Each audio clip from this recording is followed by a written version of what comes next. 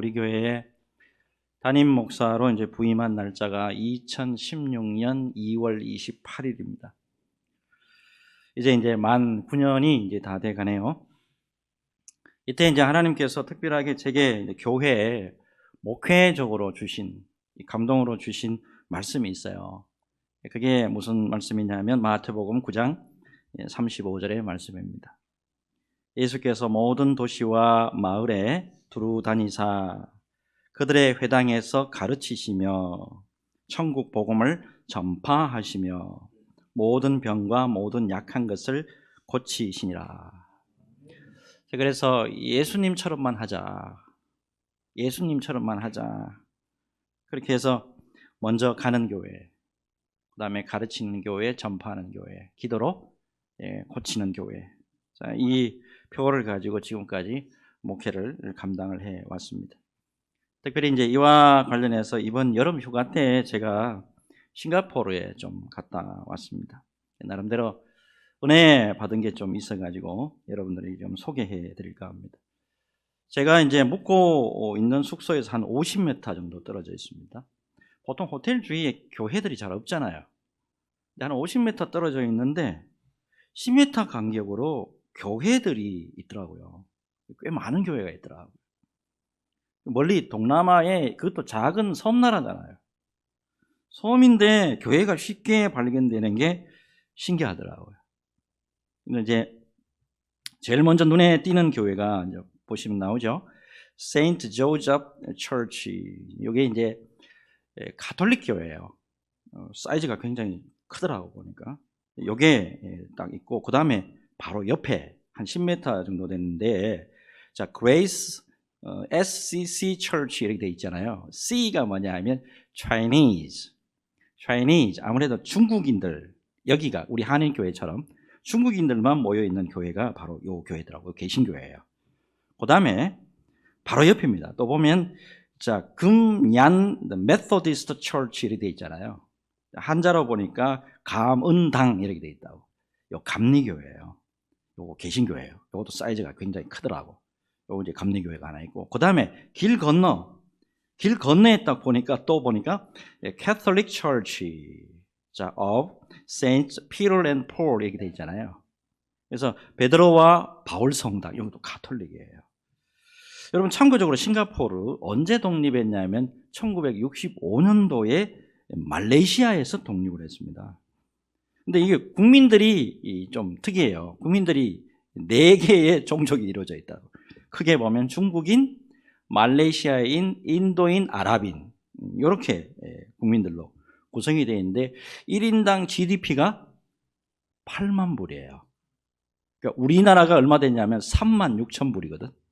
우리보다 배 이상 잘 살아요. 근데 처음 이 땅을 발견한 사람이 누구냐면 영국 사람들이에요. 영국 사람들이 이 섬을 발견할 때만 해도 이 땅 있잖아요. 덥고 척박한 나라, 별로 이렇게 많이 알려져 있지 않는 그런 땅이었어요. 근데 놀랍게도 이곳에 교회가 세워져 있다 이 말이에요. 이게 최근에 세워진 교회가 아니에요. 이게 굉장히 오래된 교회들이더라고 보니까. 그럼에도 불구하고 시내 중앙에 턱하니 자리를 잡고 있다 이 말이에요. 누가? 복음을 전했기 때문에 말이에요. 특히요 감리교회 같은 경우에 밖에 이제 게시판이 좀 있어가지고 좀 읽어봤는데 1938년도에 영국 선교사에 의해서 세워졌습니다 라고 기록이 되어 있더라고요. 제가 무슨 말씀을 좀 드리고자 하냐 하면 여러분 이렇게 안 알려져 있는 땅입니다. 덥고 척박한 땅이에요. 그럼에도 불구하고 누군가가 그곳에 복음을 전했고 교회를 세웠다 이 말이야. 그러니까 사람들이 복음을 듣고 구원받는 은혜의 역사가 있었다라고 하는 사실입니다. 그래서 복음이라는 게 뭐예요? 굉장히 동적이다라는 특징을 하나 발견하게 됩니다. 우리나라에 푸른 눈에 두 사람이 자기 나라에서 떠나서 조선 땅으로 들어왔잖아요. 그래서 복음을 전했잖아요. 그 복음이 아니었다면 오늘날 우리가 예수 믿고 구원받은 백성이 될 수 있었을까요? 그럴 수 없다 이 말입니다. 자, 오늘은 이 복음의 귀한 특징을 전제로 하고 오늘 말씀을 나누도록 하겠습니다. 살아계신 우리 예수 그리스도의 복음의 은혜와 능력을 경험하는 귀한 시간 되시기를 예수 그리스도 이름으로 축복합니다. 자, 이제 사도행전 15장으로 이제 넘어왔는데, 자, 13장, 14장까지 이제 무슨 내용이었냐면 사도 바울이 1차 선교 여행, 1차 전도 여행을 한 상세한 기록이 나와 있잖아요. 자, 일단은 우리가 다시 한번 정리를 한번 해드릴게요, 제가. 자, 이제 요 부분이 이스라엘 땅이에요. 이스라엘부터 복음이 시작되지가 않아요. 어디서부터 시작되냐면 요 안디옥이라는 데가 있잖아요. 여기가 수리아 안디옥이죠.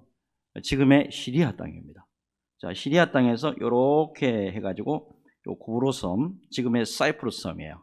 여기에 바보라는 곳이 있습니다. 바보. 여기서 처음 예수 믿는 개종자를 얻습니다. 자, 그 다음에 배 타고 건너가죠. 버가라는 곳인데 이 전체 땅은 어디냐면 지금의 소아시아 땅입니다. 자, 그래서 여기서 안디옥으로 올라가는데 여기가 무슨 안디옥이죠? 비시디아 안디옥이에요. 여기 갔다가 그 다음에 이고니온, 루스드라, 더베까지 갑니다. 그리고 난 다음에 다시 그대로 돌아온 그대로 해서 다시 안디옥으로 돌아와요. 이게 사도 바울의 1차 선교 여행입니다. 특별히 선교 여행 다 끝날 때쯤 돼서 사도 바울이 이런 말씀을 하잖아요. 자, 사도행전 14장 22절에 이런 말씀이에요. 제자들의 마음을 굳게 하여 이 믿음에 머물러 있으라 권하고, 또 우리가 하나님의 나라에 들어가려면 많은 환난을 겪어야 할 것이다 하고, 복음이 전거가 되고요. 또 특별히 사역을 하고 예수 믿는 길요. 오늘 이제 우리 새 가족들 우리 귀한 수료식까지 했는데 예수 믿는 길이 사실은 쉽지가 않습니다. 왜 쉽지가 않나 하면 사탄의 방해가 있기 때문에 그래요. 근데 굉장히 중요한 것은 뭐냐면 생명 되신 우리 주님이 우리를 이기게 해 주신다라는 것을 믿음으로 받으시기를 바랍니다. 자, 그래서 이 때문에 사도 바울과 그 일행들이 다시 안디옥 교회로 돌아와 가지고 풍성한 선교 보고를 할 수 있게 되는 거예요. 여러분, 중요한 것은 뭐냐면 주님이 기뻐하시는 일을 하잖아요. 주님이 기뻐하신 일을 감당하게 되면은 주님이 함께 하시고 주님이 이기게 하시고 주님이 넘어가게 해 주신다라고 하는 사실입니다.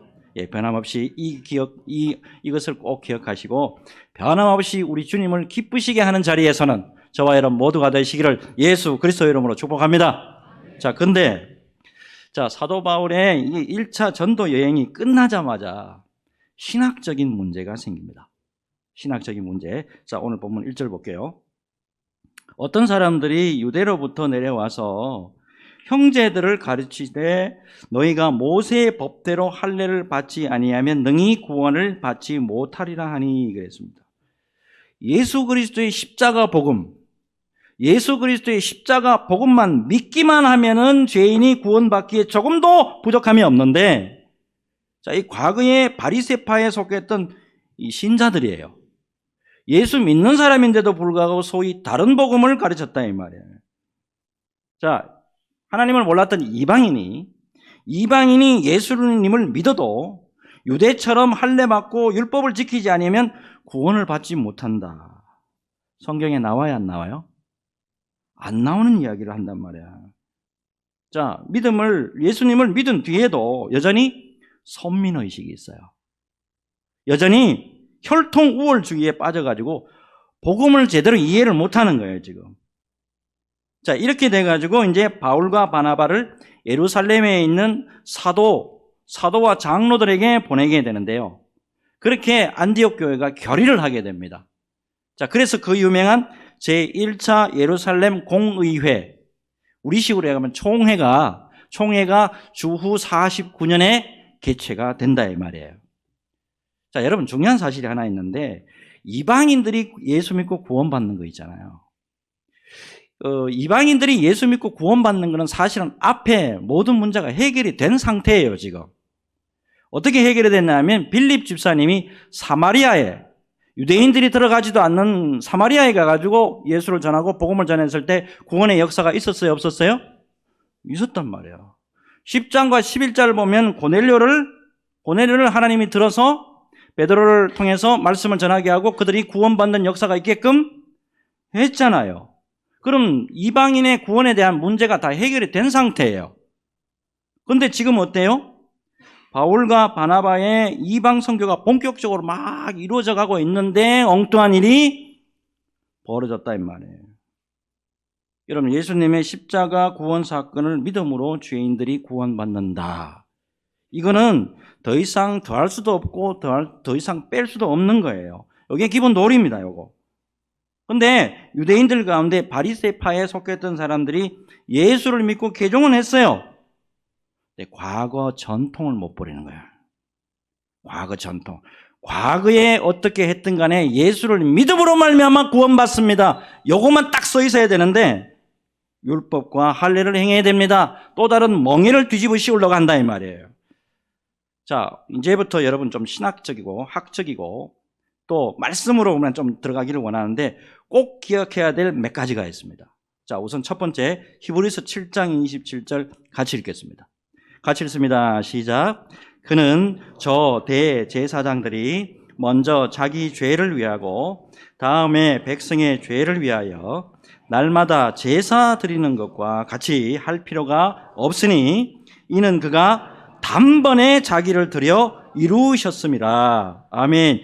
예수님의 십자가 죽음은 죄인들을 위한 단번의 제사였단 말이에요. 요 단번에 자기를 드림으로 말미암아 우리 모두가 구원받는 역사가 있게 되었다. 요 말씀 분명히 하고 있죠. 더 이상 빼거나 더 이상 더할 필요가 없는 거예요. 특별히 그 다음에 말씀인데 갈라디아서 2장 16절 이것도 같이 읽겠습니다. 같이 읽습니다. 시작. 사람이 의롭게 되는 것은 율법의 행위로 말미암음이 아니요 오직 예수 그리스도를 믿음으로 말미암는 줄 알므로 우리도 그리스도 예수를 믿나니 이는 우리가 율법의 행위로서가 아니고 그리스도를 믿음으로써 의롭다 함을 얻으려 함이라. 율법의 행위로서는 의롭다 함을 얻을 육체가 없느니라. 아멘. 분명한 복음의 기준이 있어요, 없어요? 분명한 복음의 기준이 있다 이 말이에요. 그럼에도 불구하고 바리새적인 믿음을 가진 사람들이 교회를 지금 어지럽게 한단 말이에요. 요거 잘 이해를 하셔야 되게. 요거 사람이 어지럽게 합니까? 아니면 다른 어떤 영적인 것이 어지럽게 합니까? 요거 잘 이해하셔야 돼요.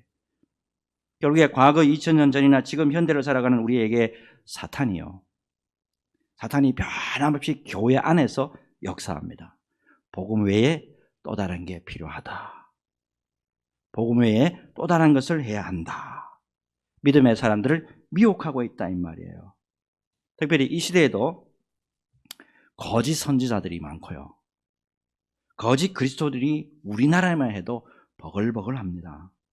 자, 분명한 말씀이 또 있죠. 사도행전 4장 12절입니다. 다른 이로서는 구원을 받을 수 없나니 천하 사람 중에 구원을 받을 만한 다른 이름을 우리에게 주신 일이 없음이라 하였더라. 아멘. 예수님 외에, 예수님이 사도들에게 전해주신 복음 외에 다른 구원의 도가 있느냐? 없다. 분명히 말씀하고 있어요. 여러분, 이렇게 중요한 것은 뭐냐면 말씀에 집중하셔야 돼요. 누가 그러더라, 누가 카더라가 아니에요. 말씀에 분명히 어떻게 기록이 되어 있느냐, 이거에 집중해야 된단 말이에요. 자, 이와 관련해서 고린도 교회에 사도 바울이 분명히 이렇게 말씀한다고요. 고린도후서 11장 3절 4절입니다. 뱀이 그 관계로 하와를 미혹한 것 같이 너희 마음이 그리스도를 향하는 진실함과 깨끗하면서 떠나 부패할까 두려워하느라. 만일 누가 가서 우리가 전파하지 아니한 다른 예수를 전파하거나 혹은 너희가 받지 아니한 다른 영을 받게 하거나 혹은 너희가 받지 아니한 다른 복음을 받게 할 때는 너희가 잘 용납하는구나. 이 말씀 잘 보면 초대교회 당시에도 거짓 복음이 있었고 거짓 그리스도가 존재했다라는 걸 알 수가 있는 거예요. 마치 뱀이죠. 뱀이 뭐죠? 사탄입니다. 누구를 꼬셔요? 하와를 미혹한 것처럼 오늘날 21세기에도 어떻게 접근하죠? 여러분들이 한 번도 들어보지 못한 기가 막힌 다른 복음이 있습니다. 이렇게 접근한다고요? 그리고 뭐라고 또 접근하냐면 예수님의 영이 임한 특별한 사람이 있습니다. 예수님의 영이 임한 특별한 재림 예수가 여기에 있습니다. 와 보십시오. 가면 어떻게 되죠? 신세 조지입니다. 이런 식으로 오늘날 접근하고 있다는 말이에요. 그래서 사도 바울이 다시 충고합니다. 자, 고린도후서 11장 13절에서 15절 같이 읽습니다. 같이 읽습니다. 시작. 그런 사람들은 거짓 사도요 속이는 일꾼이니 자기를 그리스도의 사도로 가장하는 자들이니라. 이것은 이상한 일이 아니니라. 사탄도 자기를 광명의 천사로 가장하나니 그러므로 사탄의 일꾼들도 자기를 의의 일꾼으로 가장하는 것이 또한 대단한 일이 아니니라. 그들의 마지막은 그 행위대로 되리라. 아멘. 2000년 기독교 역사를 살펴보잖아요. 거기 안에 들여다보면 거짓 복음 굉장히 많았습니다. 그리고 자칭 자기가 또 다른 예수고 자기가 보혜사고 자기가 재림 예수다라고 하는 사람 비일비재하게 많아요. 근데 그 사람의 마지막들 어떻게 해요? 해피엔딩이었을까요? 그 사람들? 다 비극적인 심판이 있었습니다. 이 사람들요 살아있을 때는 큰 소리 얼마나 떵떵 많이 쳤는지 몰라. 말하는 게 전부 거짓말이야. 근데 막상 자기가 죽음에 이르잖아. 막상 자기가 죽음에 이르게 되니까 모두가 비극의 결말로 나아가는 것이 이게 기독교 2000년 역사가 말해주는 거라고요. 여러분 말씀에 집중하면 언제나 흔들리지 않습니다. 복음의 능력이 지금 많이 흔들리는 이 시대를 우리가 살아가고 있는데 언제나 주님이 주시는 말씀의 본질에서 떠나지 않으셔야 됩니다. 말씀의 본질에 굳건하게 서서 주님 앞에 끝까지 영광의 도구로만 쓰임받는 우리 수원소망교회 성도들 다 되시기를 예수 그리스도의 이름으로 축복합니다. 자, 이제 다음 말씀 보겠는데, 자, 이방인의 구원에 있어가지고 율법 준수해야 된다, 할례 받아야 된다, 이 문제를 놓고 예루살렘 공의회가 결론을 내립니다. 자, 결론 8절 9절이죠. 또 마음을 아시는 하나님이 우리에게와 같이 그들에게도 성령을 주어 정언하시고 믿음으로 그들의 마음을 깨끗이 하사 그들이나 우리나 차별하지 아니하셨느니라.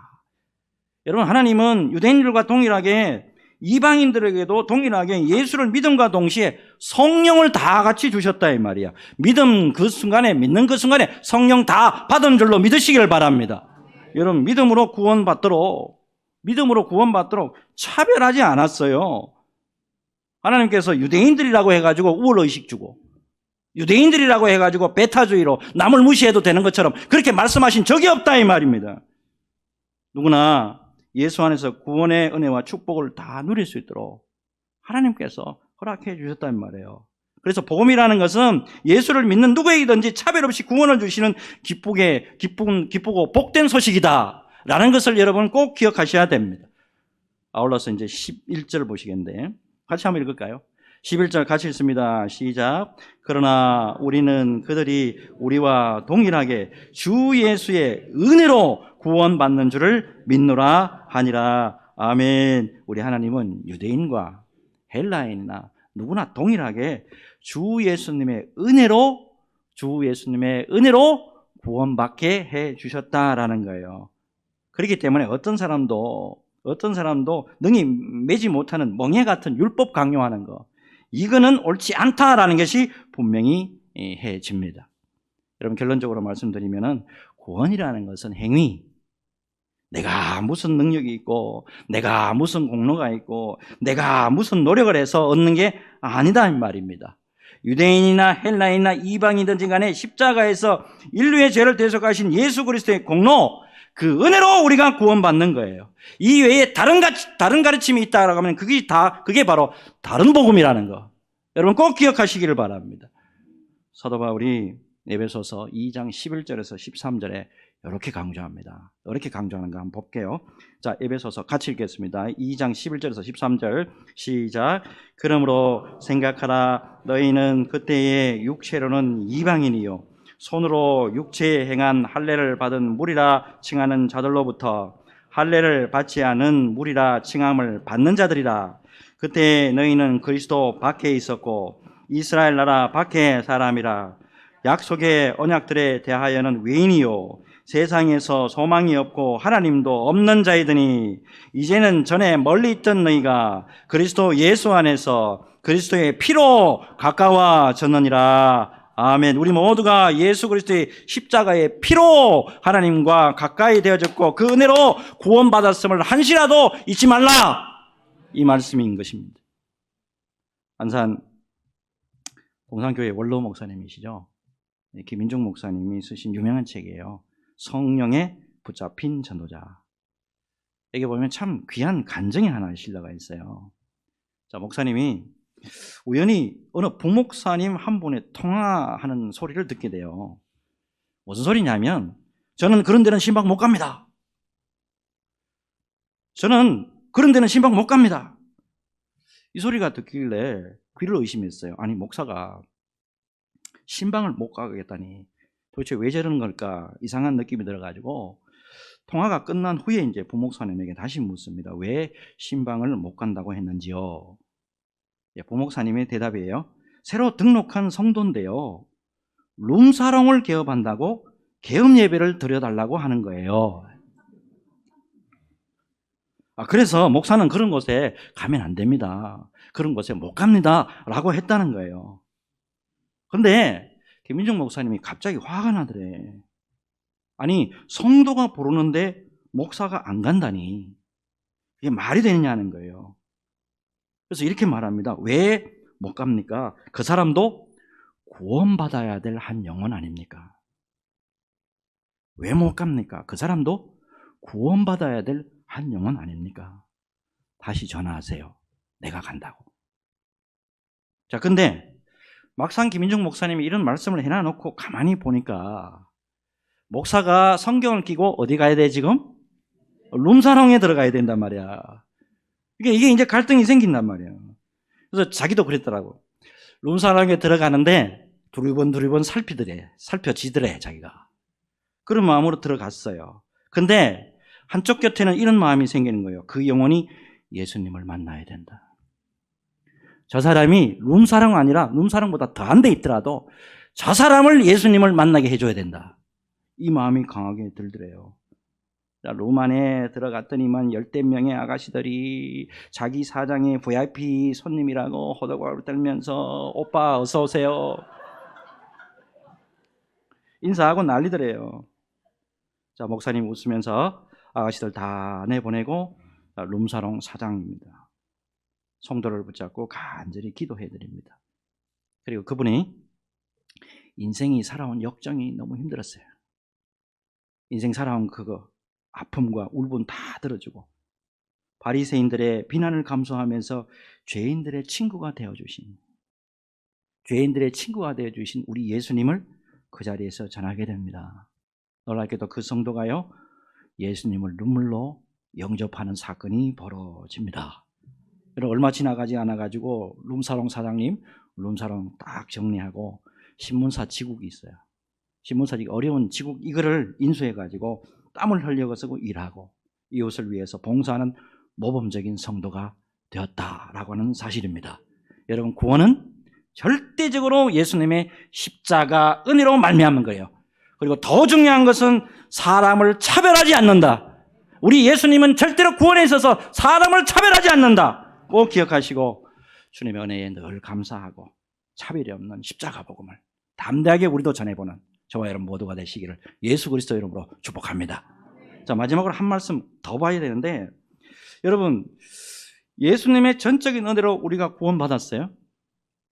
그걸로 끝납니까? 예수님의 전적인 은혜로 구원받았는데 구원받는 걸로 끝나냐고? 그게 아니죠. 예? 은혜로 우리가 계속해서 예수 그리스도의 은혜로 계속 살아가고 저 천국에 이르기까지 예수 그리스도의 은혜로 살아가야만 한다라는 것을 알 수가 있습니다. 11절 다시 볼게요. 그러나 우리는 그들이 우리와 동일하게 주 예수의 은혜로 구원받는 줄을 믿노라 하니라. 여러분 무엇보다도 우리가 잊지 말아야 될 게 뭐냐면 예수님의 은혜, 하나님의 은혜는 절대 값싼 것이 아니라는 거예요. 여러분, 우리의 모든 인생 전체가 바로 하나님의 은혜 안에 있다. 우리 인생 전체가 모두 하나님의 은혜 안에 있다. 이거를 반드시 기억하시고 그분에게 감사와 영광과 찬송을 날마다 올려드리는 저와 여러분들이 되어야 될 줄로 믿습니다. 오늘 사실 동영상 하나를 소개해 드리려고 했는데요. 유튜브 저작권 때문에 요즘에는 동영상을 함부로 틀잖아요. 그럼 AI가 자동으로 인식한답니다. 그래서 송출될 때 바로 잘라버린대요. 그래서 할 수 없이 사진과 말로만 설명을 좀 드리겠습니다. 우선에 유튜브 동영상 요거 좀 찾으시기를 원하는 분은 그 검색란에 한겨울에 눈을 쓰는 엄마, 한겨울에 눈을 쓰는 엄마 요거 딱 치면 동영상이 제일 위에 올라가 있을 거예요. 그거 검색해 보시면 좋을 것 같습니다. 내용은 이렇습니다. 어느 나이 많은 엄마가 현재 알츠하이머 치매에 걸렸습니다. 엄마는 그런데 한겨울에 눈만 오잖아요. 한겨울에 눈만 오면은 자동으로 빗자루를 들고 눈을 쓸기 위해서 밖으로 나가는 거예요. 그리고 눈을 막 써요. 자, 이때 나이가 들어서 머리가 희끗한 이제 아들이 엄마에게 왜 눈치우러 이 추운데 나오셨습니까? 그렇게 말을 퉁명스럽게 해요. 자, 엄마는 근데 나이 든 아들이 자기 아들인 줄 몰라요. 왜요? 치매가 걸려가지고. 그런데도 엄마가 대답을 합니다. 내 아들이 학교 갈 때 미끄러지지 않도록 하기 위해서 내가 이렇게 나와서 빗자루를 들고 쓸고 있습니다. 사실 이 엄마에게 하나밖에 없는 아들이 하나 있어요. 네, 다리가 불편한 장애예요. 다리가 불편해요. 엄마는 근데 아들을 강하게 키우기 위해서 매정하리 많지 대하여. 그래서 아들은 그런 엄마를 근데 싫어하고 오해하는 거예요. 병신으로 세상 살아가려면 강해야 돼! 엄마가 막 다그칩니다. 근데 그 이야기를 자꾸 들고 아들이 오기가 생겨가지고 오기 생기는까지는 좋은데 엄마를 미워하는 거예요. 그래서 아들은 자신의 힘으로 열심히 학교에 다닙니다. 그리고 자기의 힘으로 세상을 막 이겨나가요. 그리고 세상에서 나름 잘 버텼고 어느덧 이제 자기도 나이가 많이 들었습니다. 자, 근데 오늘 엄마의 행동을 보면서 아들이 모르고 있던 것을 깨닫게 됩니다. 무엇보다도 한겨울에 아침마다 내가 눈길에 미끄러지지 않았던 이유가 바로 엄마 때문이었구나. 이거를 깨닫고 다 늙은 아들이 눈물을 흘리기 시작합니다. 아들이 엄마에게 이렇게 말해요. 그 아들이요 이렇게 엄마가 아침 일찍 눈을 쓰는 거 몰라요. 엄마가 대답을 합니다. 몰라도 괜찮아요. 내 아들만 미끄러져 넘어지지 않으면 돼요. 이 아들이 또 말합니다. 그 아들이요 한 번도 미끄러져서 넘어지지 않았대요. 엄마가 대답합니다. 잘 됐네요. 더 이상 바랄 게 뭐 있나요? 이 아들이 엄마를 안고 웁니다. 자, 엄마는 영문을 몰라 하면서 아들의 눈에 흐르는 눈물을 닦아줍니다. 왜 울어요? 왜 울어요? 다 큰 사람이. 이때 며느리하고 다른 가족이 엄마를 한참 찾았나 봐요. 찾았는데 이제 거기 계시니까 몰려와가지고 엄마를 다시 데리고 갑니다. 근데 마지막으로 누가 남아있냐면 아내가 남아가지고 지금 남편이 다리가 불편하잖아요. 부축을 해줘요. 아들이 독백처럼 말을 합니다. 엄마였어. 내가 학교 갈 때 넘어지지 않도록 하기 위해서 눈을 하루도 빠짐없이 쓸어주신 분이 엄마였어. 소리내서 울기 시작합니다. 아내가 이렇게 말하더라고요. 울어. 실컷 울어. 울어도 돼. 아내가 남편의 등을 톡톡 두들겨 줍니다. 이게 드라마 끝이에요. 여러분, 우리 인생길에서 이렇게 우리가 미끄러지지 않도록, 우리가 미끄러 넘어지지 않도록 도와주시는 분, 우리 인생 가운데 어렵고 힘들 때 언제나 우리를 도와주시는 분이 바로 하나님이었다는 사실, 그리고 우리 인생 전체가 하나님의 은혜로 살고 있다는 거 여러분 잊지 마시기 바랍니다. 오직 하나님의 은혜였습니다. 오직 우리 주님 예수 그리스도의 은혜였습니다. 날마다 고백하며 살아가는 우리 수원서망교회 성도들 다 되시기를 예수 그리스도 이름으로 축복합니다. 축복합니다. 기도합니다.